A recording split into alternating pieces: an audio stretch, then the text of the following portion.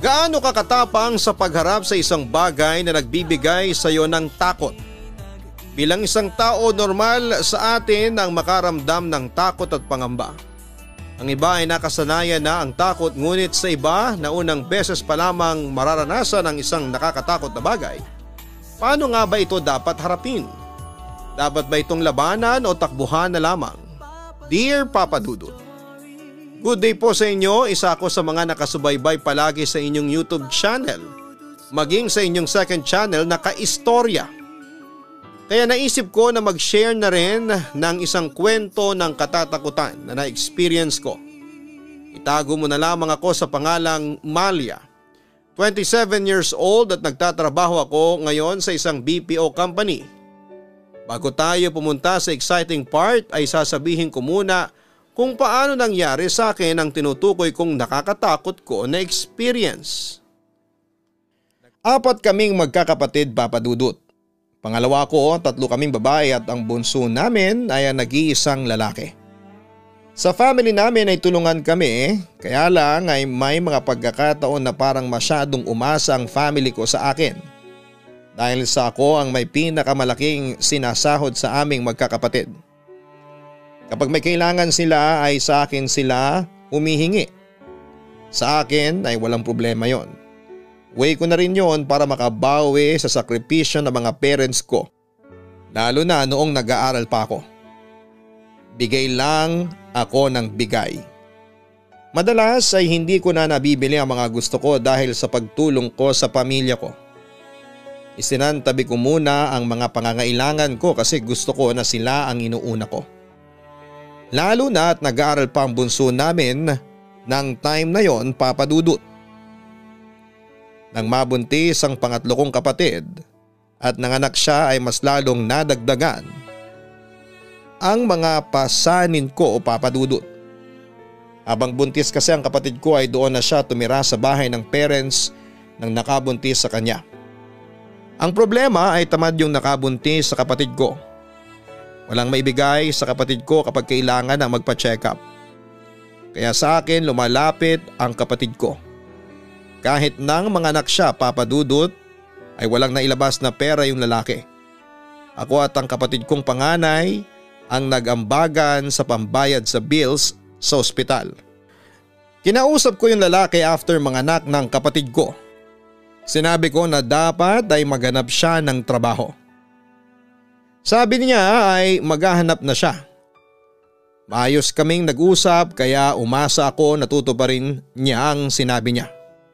Pero noong 5 months na ang baby ng kapatid ko ay umuwi siya sa bahay na umiiyak at kasama niya ang anak niya. Dala na rin niya ang mga damit nila. Yun pala ay nahuli niya na may ibang babae ang nakabuntis sa kanya. Wala pa rin daw trabaho at siya na raw ang nahihiya sa magulang ng lalaki kasi palamunin sila doon. Galit na galit ako at gusto ko sanang sugurin yung lalaki pero pinigilan ako ni na mama at papa. Magsasayang lang daw ako ng pagod sa lalaking yon. Kaya sinuportahan namin ang kapatid ko sa desisyon niya na huwag nang makipagbalikan sa lalaking yon at palakihin na lamang ng mag-isa ang anak niya. Mas okay sa aming lahat yon kesa sa mas stress ang kapatid ko sa nakabuntis sa kanya. Dahil sa bagong panganak at hindi pa kayang magtrabaho ng kapatid ko, ay ako ang sumalo sa mga gastos ng baby. Nang pinabinyagan namin ang baby ko ay ako rin ang halos gumastos ng lahat. Pati savings ko ay nagalaw ko rin ng time na yon. Nasanay na ako na tumulong sa pamilya ko. Hindi ko rin naman sila kayang tiisin. Hindi ko kayang makita na nahihirapan sila. Pero dumating na ako sa point na napapansin ko na kapag may gusto akong bilhin ay kailangan ko pang sabihin yon kina mama at papa. Tapos ay palagi nilang sinasabi na huwag ko munang bilhin at unahin ko muna ang mga kailangan sa bahay, lalo na sa baby ng kapatid ko. Ulit-ulit na nangyari ang ganon at nararamdaman ko na parang masyado ko nang napapabayaan ng pangangailangan ko. Kahit nga ang magjowa ay hindi pumapasok sa isipan ko dahil sa alam ko na mawawala ang focus ko sa family ko kapag nagkaroon ako ng boyfriend. December noon, 1 linggo na lamang at Pasko na. Nakuha ko na ang 13th month pay ko na inilalaan ko sa pagbili ng bagong cellphone. Nabasag na kasi yung screen na ginagamit kong cellphone at mabilis na rin na malobat. Matagal ko nang pinaalam kina mama ang bala kong bumili ng cellphone at pumayag naman sila. Pero nang sabihin ko na nakuha ko na ang 13th month pay ko at bibili na ako ng cellphone ay kung ano-ano ang mga sinabi ni mama sa akin. Malapit ang Pasko, Malia. Baka wala tayong may paghanda kung bibili ka ng cellphone. Saka unahin mo muna ang diaper at gatas ng pamangkin mo, ang sabi ni mama. Pero matagal ko na pong sinabi sa inyo na bibili ako ng cellphone. Kasi halos hindi ko na magamit yung ginagamit ko sa ngayon. Turan ko. Uunahin mo pa ba yan kesa sa Pasko at sa pamangkin ko? Mag-ipon ka na lang ulit at ipagpaliban mo muna ang pagbili ng cellphone. Masyado ka namang makasarili. Bulyaw ni mama. Ako pa talagang makasarili, ma. Sa kabila ng mga pagtulong ko, ganyan pa ang mga salitang maririnig ko sa inyo. Nasaktan na ako ng sobra kaya hindi ko na napigilang sumagot ng ganon. Aba Malia, dapat lang na tumulong ka sa amin dahil pamilya mo kami. Ang wika ni mama. Alam ko po yun. Pero ang sakit naman po yata na masabihan ninyo ako ng makasarili. Naiiyak kong sabi. Sumama ang loob ko kay mama, kinampihan pa siya ni papa kaya mas lalong sumama ang loob ko. Wala namang problema sa akin ang tulungan sila kahit minsan ay parang nakakalimutan ko na ang sarili ko. Pero sana sa pagkakataong yon ay mapagbigyan ko naman ang sarili ko. Hindi na muna kami nag-usap ni mama at ng pamilya ko. Ang bigat ng dibdib ko ng time na yon kaya naglabas ako ng sama ng loob sa kaibigan kong si Carla. Sinabi ko sa kanya ang lahat ng nasabi ko na parang hindi ko kayang magpasko na kasama ang pamilya ko. Alam mo importante na magkaayos kayo ng pamilya mo pero kung hindi mo kayang mag-Christmas with them, sumama ka na lang sa amin. Doon kami magpapasko sa province ni Donna, ang sabi pa ni Carla. Pag-iisipan ko, matipid kong tugon. Bilisan mo ang pag-iisip kasi aalis na kami sa Makalawa. Mag-file ka na ng maraming leave kasi 1 week tayo doon. Ang wika pa ni Carla. Sinabi ni Carla na kasama rin ang dalawa pa naming ka-work na sina Bea at Charlie. Si Charlie ay yung beke naming kaibigan, mas mabuti raw na magbakasyon ako para ma-refresh ang utak ko at makahinga ako kahit papaano. Wala naman daw problema sa gastos kasi titira kami sa bahay ni Donna at libre ang pagkain. Pamasahe at pocket money lang ang dadalhin ko. Pinag-isipan ko ang sinabi ni Carla Papadudut na kapag decide ako na sumama na sa kanila ni Donna. Sa kapatid kong panganay ako nagpaalam at nagbigay din ako sa kanya ng pera para sa paghanda nila sa Pasko. Ang sabi ko ay dagdagan na lamang niya kung kulang. Nakiusap din ako na siya na ang magsabi kina mama at papa dahil hindi ko pa sila kayang kausapin ng time na yon. Tuwang-tuwa naman sina Carla nang sabihin ko na sasama ako sa kanila. Nag-impake na ako ng mga dadalhin ko at nagawa ko na ring makapag-leave sa trabaho. Hindi naman talaga ako nagli-leave kaya nagamit ko ang ilang araw sa leave para sa taon na yon. Habang sakay kami ng bus papunta sa probinsya ni Donna ay hindi ko maiwasang hindi isipin sina mama. Kahit papano ay nalulungkot ako nang hindi kami nag-uusap tapos ay aalis pa ako. Pero ayoko kasing mag-celebrate ng Pasko nang hindi kami magpapansinan. Magpapalamig muna ako at kapag okay na ang lahat ay ako na mismo ang hihingi ng sorry sa kanya para lamang magkaayos kami. Talagang kailangan ko lang huminga ng time na yon, Papadudut. Gabi na nang makarating kami sa probinsya ni Donna. Medyo malaki ang bahay nila, 2 palapag at may sariling kwarto si Donna sa itaas at doon kaming 4. Mainit ang pagtanggap sa amin ng pamilya ni Donna. Kasama namin sa bahay na yon ang nanay ni Donna, lola niya at ang 2 niyang kapatid na lalaki. Dahil sa pagod kaming lahat sa biyahe ay hindi na namin nagawang kumain at diretso na kami sa pagtulog. Umaga na nang magising ako at inaya na ako ni Donna na mag-almusal. Nakita ko kung paano asikasuhin si Donna ng nanay niya at nainggit ako sa kanya. Hindi ko kasi yun naranasan sa mama ko, Papa Dudut. Oo, nagluluto siya para sa amin pero hindi kagaya ng nanay ni Donna na talagang inaasikaso siya na para bang bata pa rin si Donna. Malapit sa dagat ang bahay ni Donna at tatawid lang ng kalsada ay mararating na ang dagat. After naming mag-breakfast ay naglakad-lakad muna kami sa dagat. Malamig naman ang hangin kahit tirik ang araw kasi December na. Umiwalay ako sa mga kasama ko para makapag-isip-isip. Nagulat na lamang ako nang lapitan ako ni Charlie. Tinanong niya ako kung bakit ako mag-isa at ang sabi ko ay naghahanap ako ng mga shells na pwede kong maiuwi bilang remembrance. Alam mo, may na-feel ako dun sa bahay ni Donna. Ang bigat ng feelings, sabi ni Charlie sa akin. Okay naman para sa akin, ang aliwalas nga ng house nila kasi ang laki ng bintana. Turan ko. Ewan ko ha, malakas kasi ang vibes ko sa mga ganyan, ang sabi pa ni Charlie. Vibe saan? Tanong ko. E di sa mga ghost, sagot pa ni Charlie. Totoo ba ang multo? Sa movie lang ang mga multo eh. Ang natatawa ko pang sabi. Pinanindigan ni Charlie na may nararamdaman siyang kakaiba sa bahay ni Donna, Papa Dudut.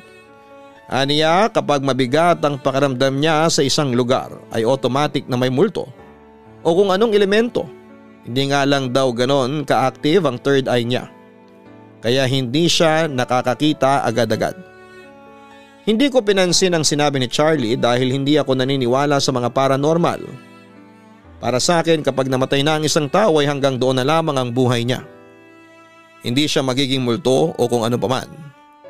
Sa unang araw namin kina Donna ay naging maayos naman ang lahat. Bago kami matulog ay nagkwentuhan muna kami.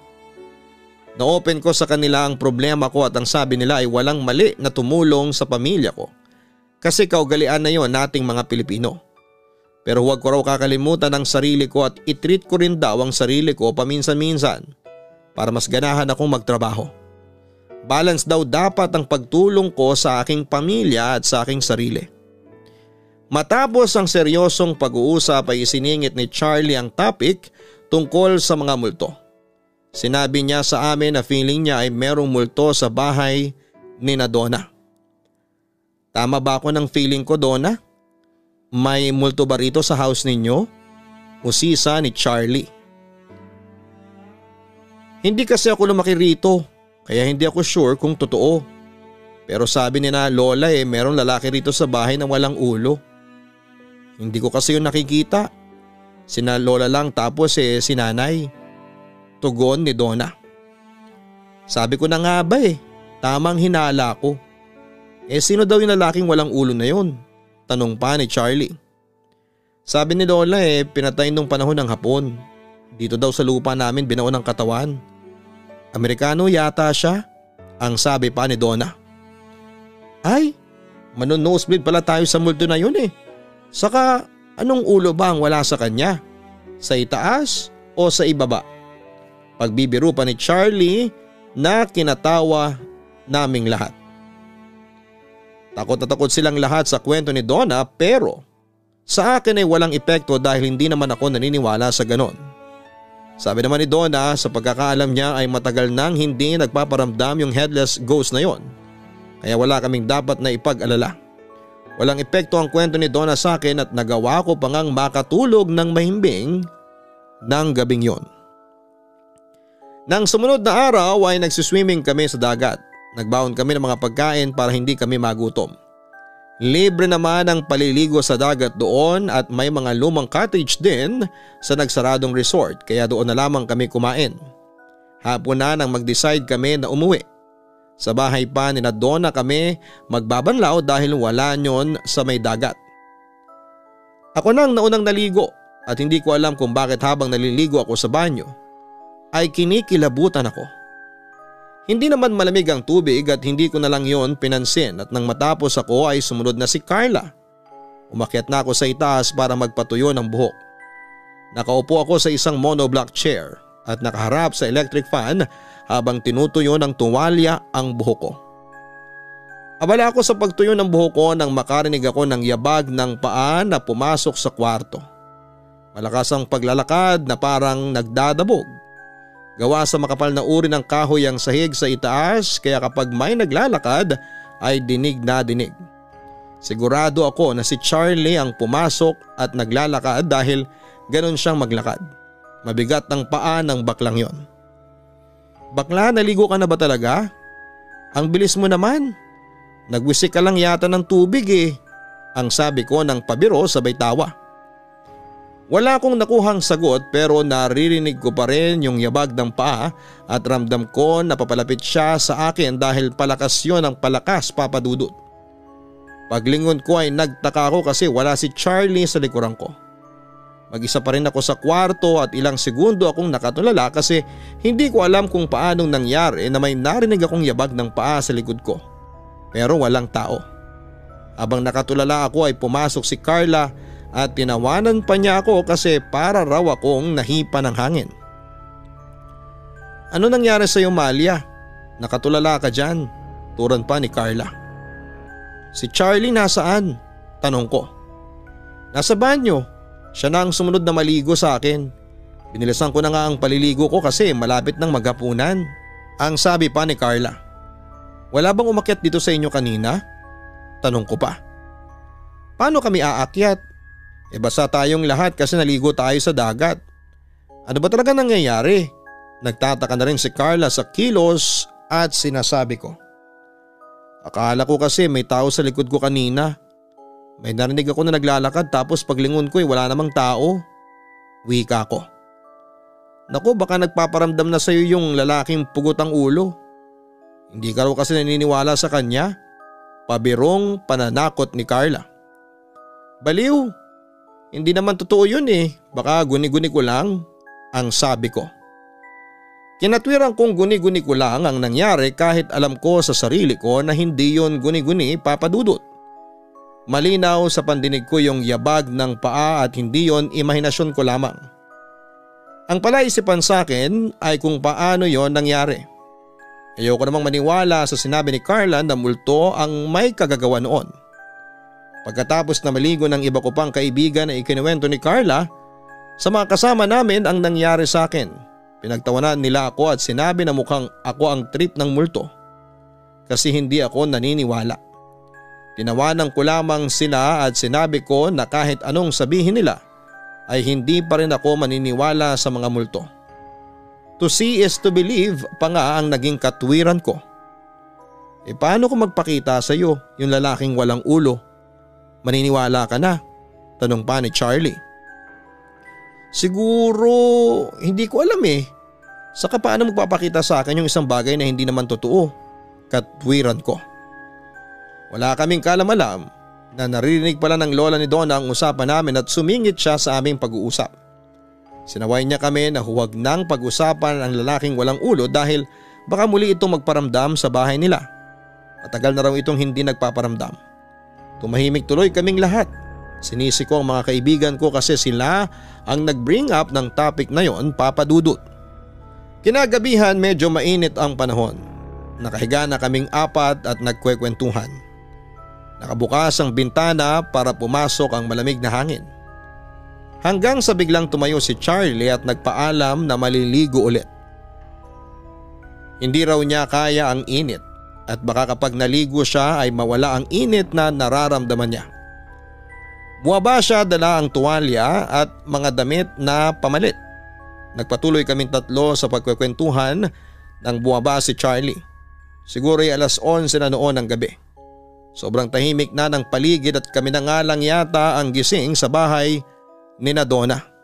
Nagulat kaming tatlo nang marinig namin ang malakas at matinis na sigaw ni Charlie sa ibaba. Akala mo ay may naipit sa kanya na kung ano. Nagkatinginan kami at sabay-sabay na tumayo. Patakbo kaming lumabas ng kwarto at nakasalubong namin si Charlie na paakyat sa hagdanan. Maging ang nanay ni Donna ay napalabas ng kwarto sa pagiging iskandalosa ni Charlie. Namumutla si Charlie at nakatapis hanggang dibdib ang tuwalya kay Charlie at sa itsura niya ay mukhang kakatapos niya lamang na maligo. Anong nangyari? Bakit ka sumigaw, bakla? Tanong ni Donna kay Charlie. Nakita ko siya. Yung lalaking walang ulo. Nanginginig sa takot na turan pa ni Charlie. Gino-joke time mo ba kami, Charlie? Tanong pa ni Bea. Hindi, nakita ko talaga siya. Palabas na ako ng banyo. Pagbukas ko ng pinto ay nakaharang siya sa dadaanan ko. Sagot pa ni Charlie. Donna, pumasok na kayo sa kwarto ninyo magkakaibigan. Kapag ganitong oras ay wag na kayong bababa. Wika ng nanay ni Donna. Hindi ko alam kung maniniwala ba ako kay Charlie, Papa Dudut, pero hindi naman siguro sisigaw si Charlie ng ganon kung wala siyang nakitang naging dahilan para matakot siya. Hanggang sa makapasok na kami sa kwarto ay nanginginig at namumutla pa rin si Charlie. Hindi ko makitang umaarte lamang siya at awang-awa pa nga ako sa kanya ng time na yon. Kinausap ni Donna si Charlie at pinadescribe nila kay Charlie kung anong itsura ng nakita niya. Nakasuot daw ng parang pangsundalo yung lalaki pero mukhang sinauna. Matangkad at wala nga raw ulo. Wala naman daw ginawa sa kanya, nakatayo lang. Pero yung makakita raw siya ng taong walang ulo ay talagang nakakatakot na. Donna, pwede bang umalis na ako bukas? Baka kasi makita ko ulit yung lalaking walang ulo. Hindi ko na carry. Takot na sabi ni Charlie. Hala, hindi ba plano natin dito na tayo magpasko? Paano na yun? Malungkot na wika pa ni Donna. Kaya nga, ang OA mo naman, Charlie. Di ka nga sure kung totoo ba yung nakita mo. Baka imagination mo lang. Natatawa kong sabi. Imagination ba yung nakita ko siya mismo sa harapan ko? At bakit ako mag-i-imagine ng ganun? Kung meron akong i-imaginein ay lalaking may abs, hindi lalaking walang ulo. Saka anong OA ako? Ikaw kayang makakita ng ganun. Baka maihi ka pa sa takot eh. Sana makita mo rin siya para maintindihan mo kung bakit ako ganito katakot. Inis na sabi ni Charlie sa akin. Tama na yan. Mag-aaway pa ba kayong dalawa? Saway ni Bea sa amin. Tumahimik na lamang ako at na-realize ko na hindi tama na sinabihan ko ng ganon si Charlie. Na-invalidate ko ang takot na nararamdaman niya. Pero hindi ko naman yun intensyon. Ang gusto ko sana ay pagaanin ang moment na yon pero iba ang kinalabasan, Papa Dudut. Nagalit patuloy si Charlie sa akin sa pagiging insensitive ko. Natulog na kaming apat, kinabukasan ng umaga kinausap ni Donna si Charlie at kinumbinse na huwag na itong umalis. Napapayag naman nila si Charlie, ang kasunod nilang ginawa ay pinagbati nila kami ni Charlie. At dahil alam ko sa sarili ko na ako ang may kasalanan ay hindi na ako nagdalawang isip na mag-sorry sa kanya. Kinagabihan ay nagkasundo kaming apat na umaten sa simbang gabi para naman makapagdasal kami sa simbahan. Si Charlie ang naisip ko noon at baka raw kapag nagsimba kami ay hindi na magpakita sa amin yung lalaking walang ulo. Pagdating namin sa bahay ni Donna ay diretso na kami sa pagkain ng dinner. Kami na lang pala ang hinihintay. Habang kumakain kaming lahat kasama ang pamilya ni Donna ay kinausap kami ng nanay niya tungkol sa nangyari kay Charlie noong nakaraang gabi. Ang sabi niya ay matagal na raw na hindi nagpaparamdam yung lalaking walang ulo. Siguro raw dahil sa meron silang bisita at mga bagong tao kami sa bahay ay nagpapakilala sa amin yung lalaki na yon. Sa pagsasalita ng nanay ni Donna ay naramdaman ko na nagsasabi siya ng totoo, Papa Dudut. May takot sa mata niya. Noon daw ay halos araw-araw na nagpapakita sa kanila yung lalaking walang ulo. Namatay daw yata yun noong panahon ng hapon. Pinugutan ng ulo at doon nga sa lupang kinakatayuan ng bahay nila, ibinaon ang katawan. Masyado raw brutal ang pagkamatay nito kaya hanggang sa panahon na yon ay hindi pa rin natatahimik ang kaluluwa niya. Baka raw hinahanap nito kung nasaan ang ulo nito. Pinayuhan din kami ng nanay ni Donna na huwag nang lumabas ng kwarto kapag alas 10 ng gabi. Ganong oras daw kasi madalas magpakita yung lalaki sa ibaba. Magdala na lang daw kami ng tubig sa kwarto namin para kapag nauhaw kami ay hindi na namin kailangan pang magpunta sa kusina. At kung gagamit raw kami ng banyo, huwag mag-isa. Dapat ay merong kasama. Humingi pa siya ng pasensya sa amin kasi imbis na maging masaya ang stay namin sa kanila ay nahaluan pa ng takot. Naku tita, huwag po kayong mag-sorry sa amin. Yung pagtanggap ninyo sa amin dito ay malaking bagay na sa amin. Hayaan niyo po, Kapag nakita ko ulit yung lalaking walang ulo ay hindi na ako sisigaw. Pipigilan ko na po, ang turan pa ni Charlie. Pagkatapos na kumain ay tumulong na kami sa paghuhugas ng mga pinagkainan. Matapos yun ay nagpalit na kami ng damit at tumambay sa harapan ng bahay ni Donna. Sinabi ni Charlie na parang gusto niyang mag-inom para antukin kami. Bumili kami ng beer at chichirya sa malapit na tindahan. Doon na kami nag-inom sa kwarto ni Donna. Nakakatatlong beer na ako nang biglang tumawag sa cellphone ko ang nanay ko. Buwaba muna ako para sagutin ang tawag. Lumabas na rin ako ng bahay at umupo ako sa upuang kawayan na nasa harapan ng bahay. Baka kasi may magising pa kapag doon ako sa loob nakipag-usap sa nanay ko. Malia, hindi ka ba talaga dito magpapasko sa atin? Hindi ba pwedeng umuwi ka para magkakasama tayo sa Pasko? Tanong ni Mama. Hindi po dito po ako kina Donna hanggang Pasko. Nakakahiya po sa pamilya ni Donna kung bigla akong aalis. Malamig kong sagot. Pasensya ka na nga pala sa nasabi ko sa iyo noong huling beses tayong nag-usap. Nadala lang ako ng emosyon. Anak, gusto kong sabihin sa iyo na nakikita ko ang sakripisyo mo para sa pamilya natin. Kahit ako ay naaawa na hindi mo nabibili ang mga gusto mo nang dahil sa amin. Pero alam mo naman ang sitwasyon natin. Kung sweldo lang ng papa mo ang aasahan natin ay hindi ka kasya, ang sabi pa ni Mama. Naluha ako sa mga narinig ko o Papa Dudut. Ang tagal kong hinintay na sabihin yun ni Mama sa akin. Yung nakikita niya ang sakripisyo ko. Ang sarap lang sa pakiramdam para sa isang anak na malaman at marinig mismo sa bibig ng nanay mo na na-appreciate ka niya. Okay na po yun, Ma. Sorry rin po kung nasagot ko kayo. Hayaan niyo po sa New Year ay nandyan naman ako sa atin. Magkakasama po tayong mag-celebrate ng bagong taon. Turan ko habang pinipigilan ang mapahagulhol.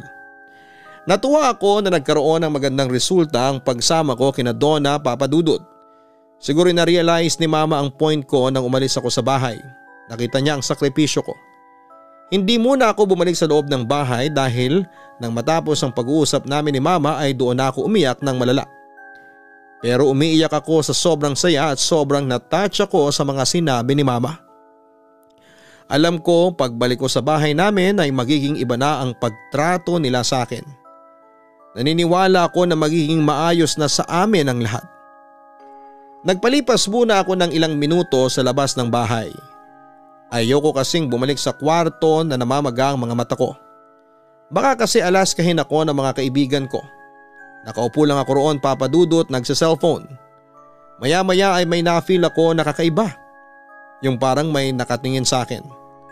Maraming halaman sa harapan ng bahay ni Donna. Madilim doon kasi wala silang ilaw sa labas. Yung poste ng ilaw ay malayo kaya kakaunti lang talaga ang nakikita ko. Luminga-linga ako at may nakita ako naglalakad na tao sa aking kaliwa. Kakaiba siyang maglakad. Hindi normal. Ang bagal ng bawat hakbang niya. Hindi ko siya masyadong makita dahil madilim pero nakikita ko ang bulto ng katawan niya at isa siyang lalaki, Papa Dudut. Pinakatitigan ko talaga ang lalaki habang papalapit siya. Sino po yan? Tanong ko. Wala kasi akong alam na may ganong katangkad na lalaking nakatira sa bahay ni Donna. Kinabahan ako kasi nasa loob siya ng bakuran. Baka magnanakaw o kung ano. Ewan ko ba, Papa Dudut, kahit may kaba ako ay hindi pa rin ako tumayo sa pagkakaupo ko. Mas pinili ko pang tingnan yung lalaki. Curious din akong malaman kung sino siya. Ang ipinagtataka ko lamang habang papalapit siya ay parang hindi ko nakikita ang ulo niya. Nang halos isang di pa na lamang ang layo ng lalaki sa akin ay doon ko na-realize na wala talaga siyang ulo. Kagaya ng sinabi ni Charlie sa itsura ng lalaking nakita niya, ay nakasuot din ang lalaking yon ng parang pangsundalo na sinauna. Pakiramdam ko ay nawala ng laman ang ulo ko.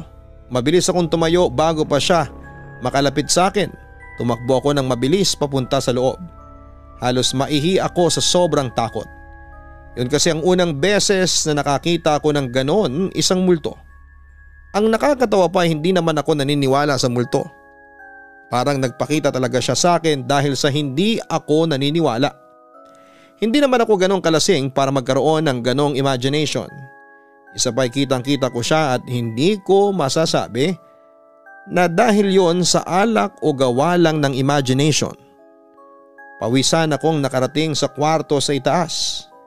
Nagtaka ang mga kaibigan ko at kung bakit parang takot na takot ako. Hindi na ako nahiya na aminin sa kanila yung katotohanan. Nakita ko sa labas ng lalaking walang ulo. Totoo nga siya. Takot na takot kong sabi. Di naniniwala ka na sa akin. Sabi ko naman sa iyo . Anong ginawa niya sa iyo? Buti hindi ka sinapian. Turan pa ni Charlie. Wala naman siyang ginawa.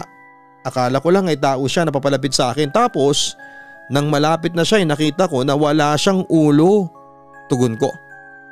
Sa pagkakataong yon ay naintindihan ko na si Charlie kung bakit after niyang makita yung lalaking walang ulo ay gusto na niyang umuwi. Maging ako ay gusto nang umalis ng bahay ni Donna dahil tatakot na ako na baka makita ko ulit ang lalaking yon, Papa Dudut.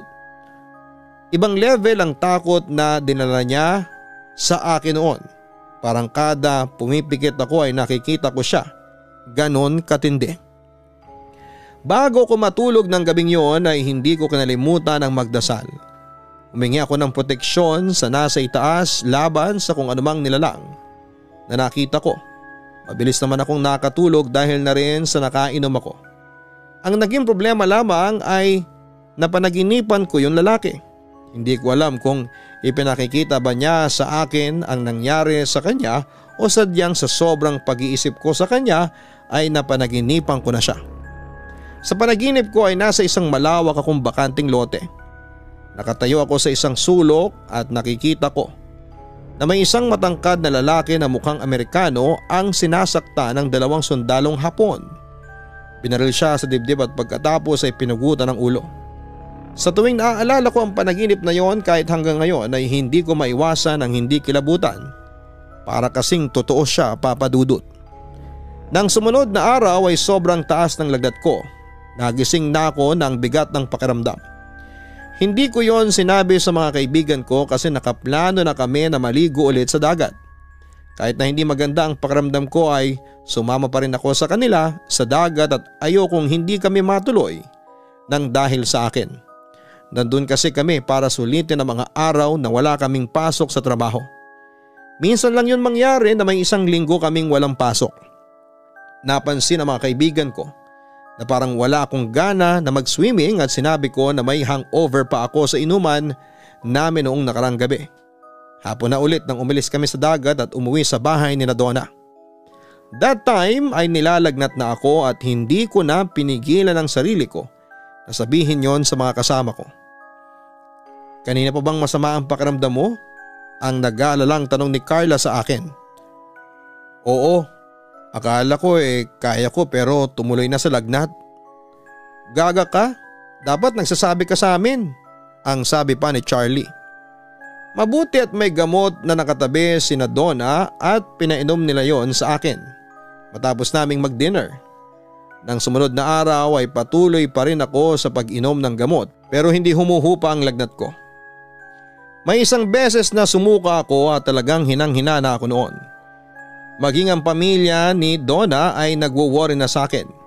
Siguro iniisip nila na sila ang masisisi kung sakali na may hindi magandang mangyari sa akin dahil nasa bahay nila ako. Hiyang-hiya naman ako ng time na yon kasi imbes na makapagsaya kami ay hindi dahil nagkasakit pa ako.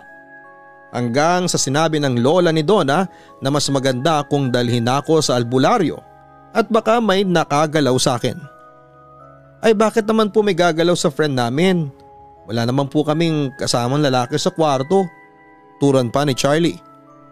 Charlie, hindi ganun galaw. Ang nagalaw dito sa amin ay kapag may duwende o kaya engkanto na pinaglalaroan ka. Grabe naman yung utak mo. Ang dumi. Natatawang paliwanag pa ni Donna. Ganung nagalaw lang kasi ang alam ko Biro pa ni Charlie. Pumayag na ako na magpadala sa albularyo. Si Donna at ang nanay niya ang sumama sa akin. Sumakay kami ng tricycle kahit medyo malapit lang yung bahay ng albularyo. Pinausukan ako ng babaeng albularya at tinawas. Kumuha pa siya ng isang maliit na palanggana na may tubig at pinatakan yon ng kandila.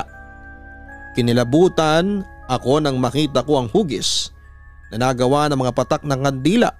Lalaki na walang ulo yon. Kakatuwang ka ng isang kaluluwa. Hindi ito elemento, mukha siyang tao na walang ulo.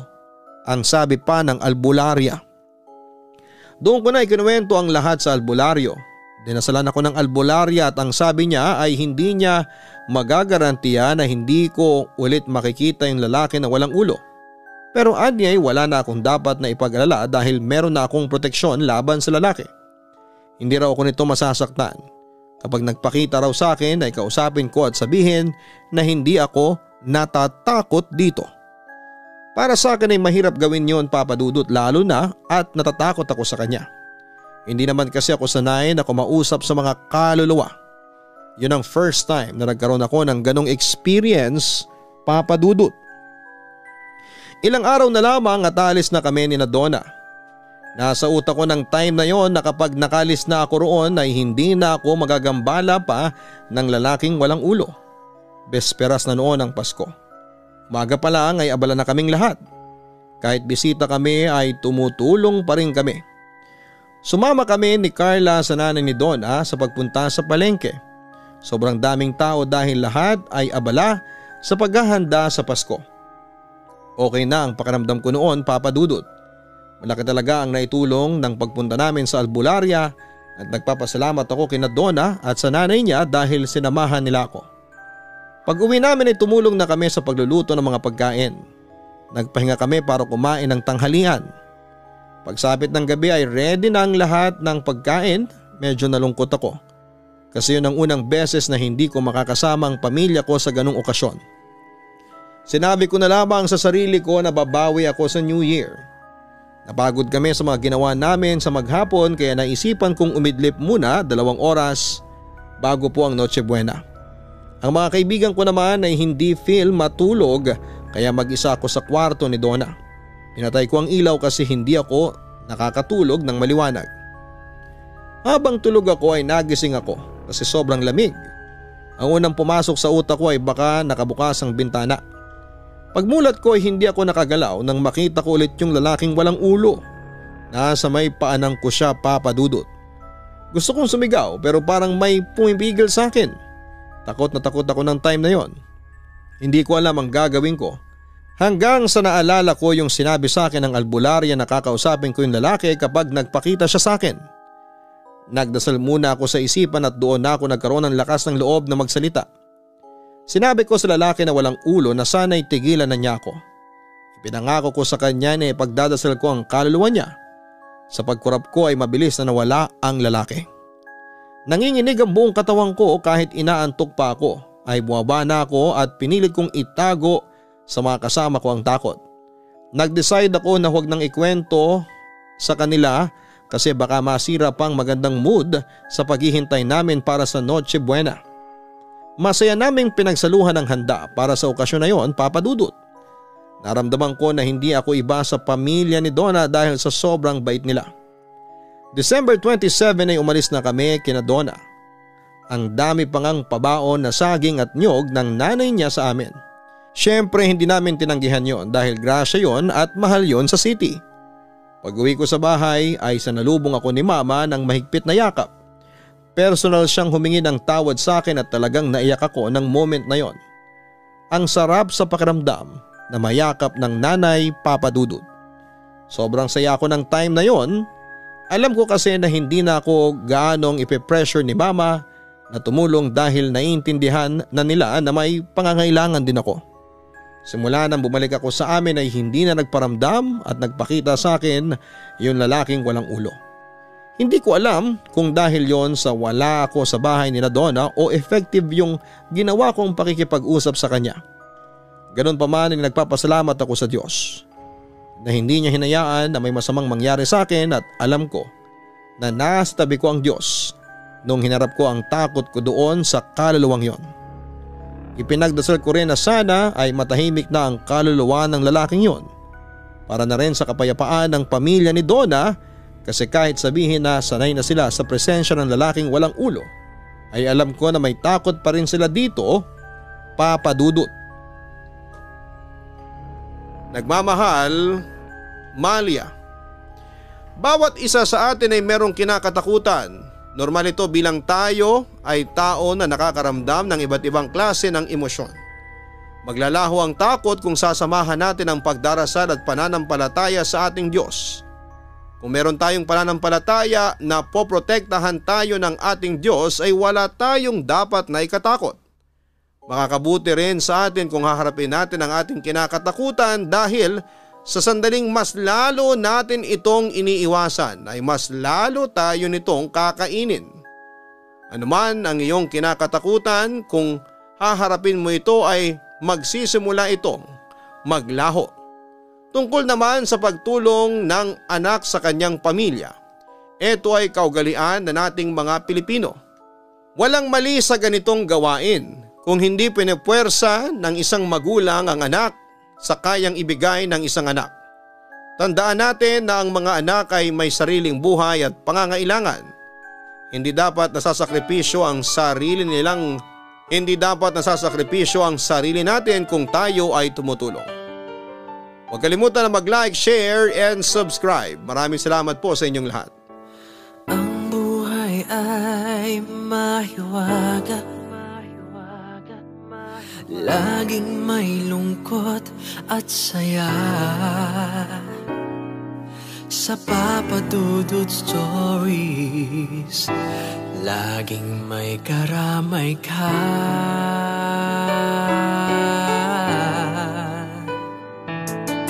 Mga problemang kaibigan, dito ay pakikinggan ka. Sa Papa Dudut Stories, kami ay iyong kasama. Dito sa Papa Dudut Stories, ikaw ay hindi nag-iisa.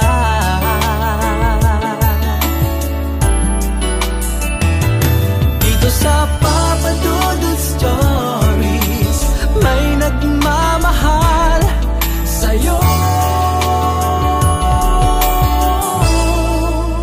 Papa Dudut Stories, Papa Dudut Stories, Papa Dudut Stories.